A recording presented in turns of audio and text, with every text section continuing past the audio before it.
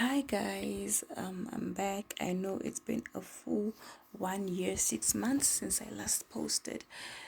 I don't know. I find it difficult to juggle just life in general and then also keeping my channel up and running. Yo guys, it's been hectic. Now the last time I spoke to you guys was last year, May 2023 May, and then I spoke to you guys about how I'm feeling in the workplace. Not much has changed. There've been some improvement here and there because I've met some learners who really want to work, who really want to learn. But for the most of it, I find my line of work very draining. I find it very draining. I feel like our kids don't have an interest, are not interested in learning. Or maybe it's the environment I'm working in, I don't know. But I have heard people from many different provinces complaining about the behavior of the learners, complaining about the learners not wanting to take part in class, not wanting to do their work, just not wanting to be in school. It's really worrisome that most of our learners, most of the young generations, the upcoming future generations are not interested in education, and it makes the lives of teachers very, very difficult because now you can give them the information, but if they do not want to learn, then it's difficult. Some of them you can convince them, make them love school, make them enjoy whichever subject you are teaching, find a way to make them want to be in class. But for the most of it, it is difficult to keep these learners engaged and then to make them be part of the class. Now, I've been evaluating, trying to reevaluate, looking at the results of my learners and then trying to see where I'm going wrong, trying to see what I'm doing wrong and how I can fix it. So after term 1 this year, spoke to most of my learners to say, give me ideas. What is the problem? How come most of you are failing my subject?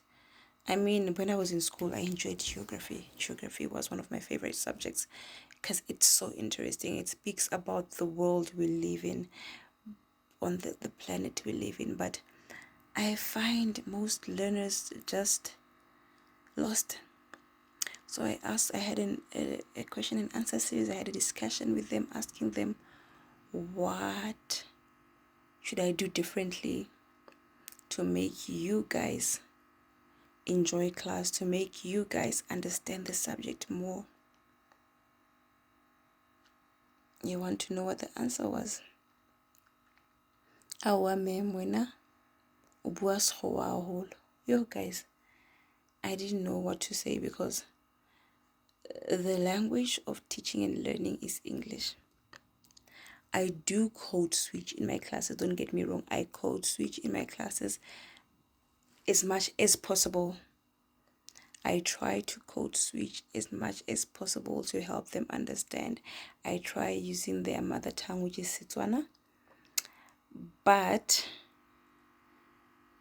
in most cases, there's also a bit of a difficulty because now the Setswana I speak bahaijo sako himbal sako diaporo whip.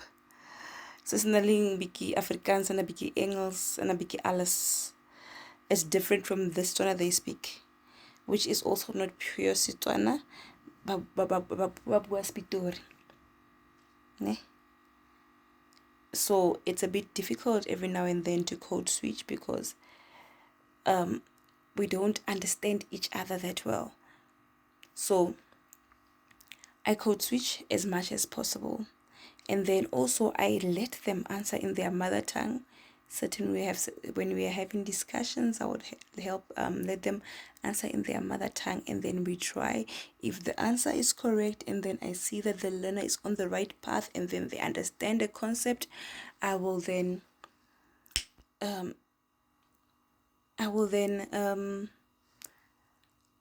translate whatever answer they gave me to English, so that come exams they should know exactly how to express themselves in English. So that's also one of the problems. Our learners cannot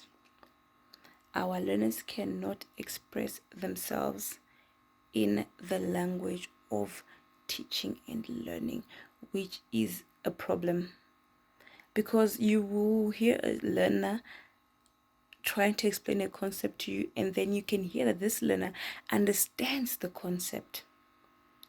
But now, when they're supposed to translate it to the language of teaching and learning by it, then it becomes another story. So that's the problem. So I don't know what to do, because the learners say I speak a lot of English. And as I don't know how am I going to fix that, because some terms are just as they are. They need you to speak English. They need you to use the language of teaching and learning. Yes, I can code switch here and there, but some of the content I am unable to code switch, and only use the and I only use what the language of teaching and learning, which becomes difficult. Other than that, I think everything else is fine. The workspace is okay, and then most of my colleagues are friendly, helpful, loving people, and they help make a person's life in the working environment more easy and bearable. But then there's always ups and downs. There's those who are not as nice, but that's the working environment. As long as you go to work, do your work, and then come back home. That's that. My life in Brits. How is my life in Brits so far? I come home, go to work, home, work, home. That's pretty much the life I'm living over here. And then if I had a choice between home, Northern Cape, Kimberley, or Delpotswap with its heat and everything, and being here, I'd definitely choose being home, because I feel that there is many opportunities that my child is missing out on when we're here, because she started her grade R in Kimberley Junior, which I feel is a very good school, and they offer many extramural activities that my child could access. And then her being in Kimberley, she used to be part of a gymnastics club, and then there are many things that I feel that they are easily accessible when I am home. So I don't want to lie, I'm always homesick. I am always homesick. Yeah, but life in Brit has been okay for the most of it. I've been here for 2 years now and still pushing. I'm getting used to the place, I may say, but given the opportunity, I would go home. And then on that note, also, schools. I feel that it's so difficult to find a school for a child this side. Little Clo's first language is English, so I prefer taking her to schools where the home language is English. And those schools are a distance from where I'm living. And then the transportations here, guys, the scholar transportations here come mad crazy, mad early. Like, they come very early. The distance between where Bridgetown and the location Litlabile where I am, the distance between those two areas, the schools are in Bridgetown, are probably 30 minutes or less than 30 minutes drive. But okay, we have the scholar transports collecting kids at 5 a.m. where the school starts at 7. That for me, as a parent to a little girl, to a young child who's still learning, still in foundation phase, is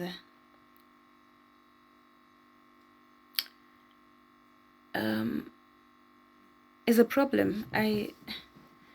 It's hard for me to do that, but it even means I have to wake up early, because it means now I have to wake up at 4 a.m. to prepare her for school, and then the poor child has to be ready by 5 a.m. But the previous 2 years she's been using a transport that is more reasonable, comes around 6:10, 6:15. Now next year she's going to a new school. We've changed schools because I don't know, I was not comfortable with the curriculum being done at the private school she was. Hence I decided to change her to a government school where she can do CAPS that I am more familiar with and that I am more comfortable with. So that being said, the school is a bit further than the one she used to attend, and so far all the transports I have spoken to, all the transport owners I have spoken to, said they collect the learners around 5, 5:30. It is frustrating. Hence I say, being home in the Northern Cape, I think for me would be a peace of mind, because I know my child won't have to go that early to school, because there are a variety of schools to choose from, and there is a variety of transportations to choose from, and all that. Yeah. So, but I'm adapting to the life here, Mara, guys. It's difficult.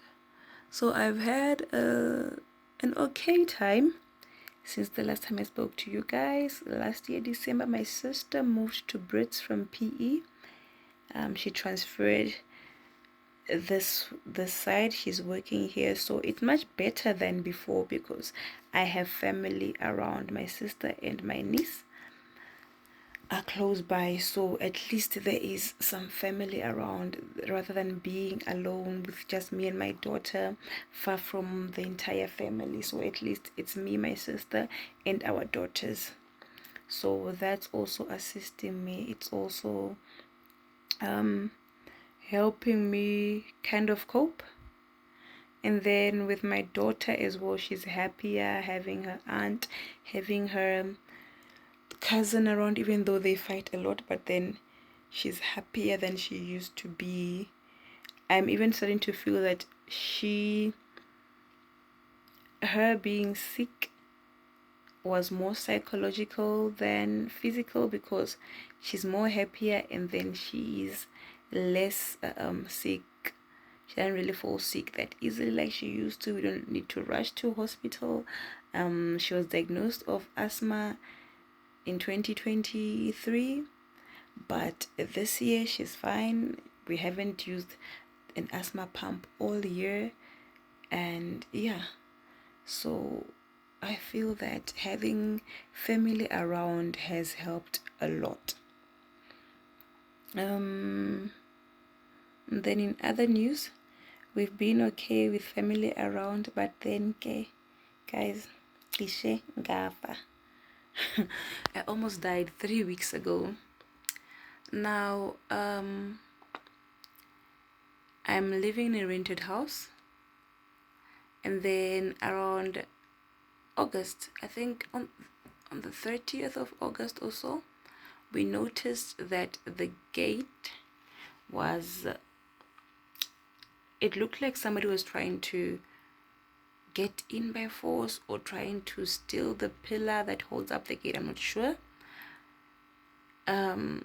because the gate was unstable, a bit unstable. So I let the landlady know about this problem. It was in August. She promised to come over the school holidays in September and then help get that fixed. September came and went. She didn't come. And then again on the 6th of November, I reminded her about the gate, and that it's getting worse and needed to be fixed. Mind you, at the beginning when I told her about it in August, it was just slightly loose, like somebody was trying to loosen it or break into the yard. I don't know, because when we went to sleep the day before, it was fine.